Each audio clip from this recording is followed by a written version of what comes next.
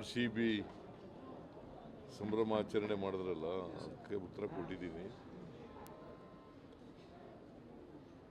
ನಮ್ಮ ಪರಮೇಶ್ವರ ನಿನ್ನೆ ಉತ್ತರ ಕೊಟ್ಟಿದ್ರೆ, ನಾನು ಇವತ್ತು ಉತ್ತರ ಕೊಟ್ಟಿದ್ದೀನಿ. ಭಾಳ ಮುಖ್ಯವಾಗಿ ಇವತ್ತು ಅನೌನ್ಸ್ ಮಾಡೋದು, ಈ ಬಾರಿ ವಿಶ್ವವಿಖ್ಯಾತ ದಸರಾ ಮಹೋತ್ಸವ ಉದ್ಘಾಟನೆಯನ್ನು ಬೂಕರ್ ಪ್ರಶಸ್ತಿ ವಿಜೇತರಾದಂಥ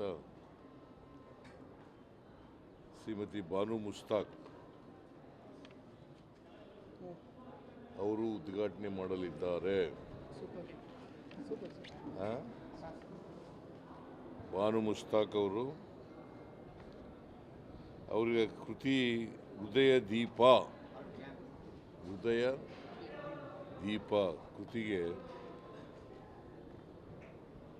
ಬೂಕರ್ ಪ್ರಶಸ್ತಿ ಸಿಕ್ಕಿದೆ.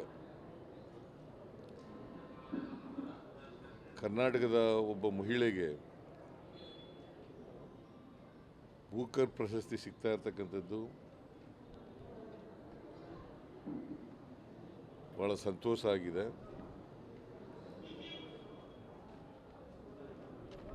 ಹಾಗಾಗಿ ಹೋರಾಟದ ಹಿನ್ನೆಲೆಯಿಂದ ಬಂದಂಥವರು ಶ್ರೀಮತಿ ಬಾನು ಮುಸ್ತಾಕ್ ಅವರು ರೈತ ಸಂಘದಲ್ಲಿ ಕೆಲಸ ಮಾಡಿದರು, ಕನ್ನಡ ಚಳುವಳಿನಲ್ಲಿ ಕೆಲಸ ಮಾಡಿದರು, ಎಲ್ಲ ಪ್ರಗತಿಪರ ಚಿಂತಕರು. ಸೊ ಇಂಥವ್ರನ್ನ ಈ ಸಾರಿ ಮಹಿಳೆಯನ್ನು ದಸರಾ ಮಹೋತ್ಸವ ಉದ್ಘಾಟನೆಗೆ ಆಹ್ವಾನ ಮಾಡಿದ್ದೀವಿ. ನಾನು ಕೂಡ ಅವ್ರ ಜೊತೆಲಿ ಮಾತಾಡಿದ್ದೇನೆ.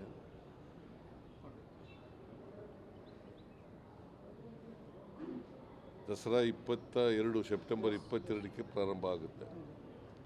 ಈ ಸಲ 11 ದಿನ ದಸರಾ ನಡೀತದೆ. ಶಾಸ್ತ್ರದ ಪ್ರಕಾರ ನವದಶಮಿ ಎಲ್ಲ ಇದು, ದಶಮಿ ಎಲ್ಲ 11 ದಿನ ದಸರಾ ನಡೀತದೆ. ಸೊ ವಿಜಯದಶಮಿ 11ನೇ ದಿನಕ್ಕೆ ನಡೀತದೆ.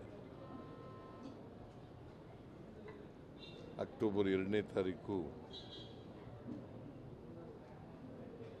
ವಿಜಯದಶಮಿ ದಿನ. ಸೊ ಬಾನು ಮುಸ್ತಾಕ್ ಅವರಿಗೆ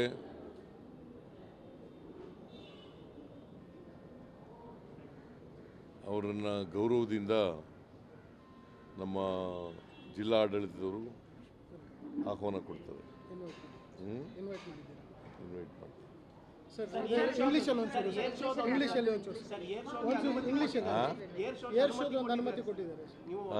ಕೊಟ್ಟಿದ್ದಾರೆ. ಏರ್ ಶೋಗೆ ಅನುಮತಿ ಕೊಟ್ಟಿದ್ದಾರೆ. ನಾನು ಪತ್ರ ಬರೆದಿದ್ದೀನಿ ರಾಜನಾಥ್ ಸಿಂಗ್ ಅವರಿಗೆ. ಅವ್ರನ್ನೂ ಕೂಡ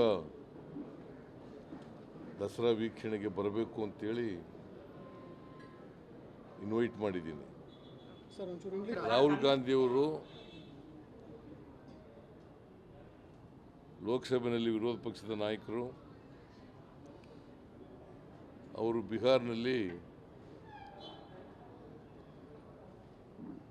ಮತ ಅಕ್ರಮ ನಡೆದಿರೋದ್ರ ಬಗ್ಗೆ ಪಾದಯಾತ್ರೆ ಕೈಗೊಂಡಿದ್ದಾರೆ.